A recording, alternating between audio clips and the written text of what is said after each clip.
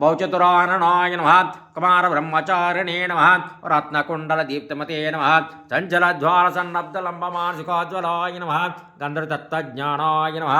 महाबलपराक्रमाय नमः काराग्रमुक्त्रे नमः शङ्करावन्मोचकाय नमः ॐ सागरोत्तारकाय नमः अपराज्ञाय नमः रामदूताय नमः प्रतापवते नमः वानराय नमः केसरी सोनवे नमः शीताशोकनिवारकाय नमः अञ्जनागर्भसम्भूताय नमः